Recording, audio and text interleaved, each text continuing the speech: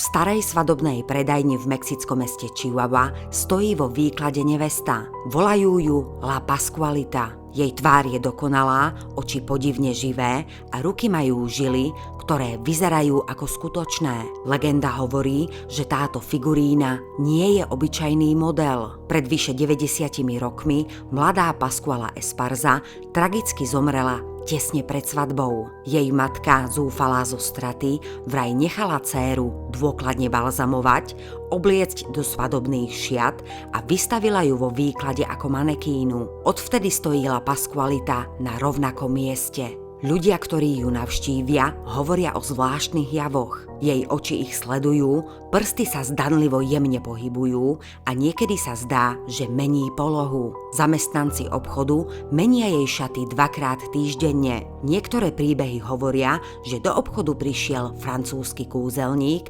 ktorý sa do La Pascuality zamiloval. Údajne ju každý večer oživoval, prechádzal sa s ňou po meste a ráno ju vrátil do výkladu. Samozrejme existujú aj skeptici, ktorí tvrdia, že nie je možné, aby išlo o skutočné telo. Uchovať mŕtvu osobu v horúcom podnebí Mexika je takmer nemožné. Napriek tomu sú detaily figuríny až príliš realistické. Pokožka, vlasy, žily na rukách sú až príliš dokonalé, aby to bol len obyčajný model. Dnes je La Pascualita turistickou atrakciou a symbolom strašidelnej romantiky. Ľudia sem prichádzajú, fotia ju, nechávajú jej kvety a šepkajú tajné priania. Niektorí vidia len realistickú manekínu, iní mŕtvu nevestu, ktorá stále pozoruje každého, kto sa jej priblíži.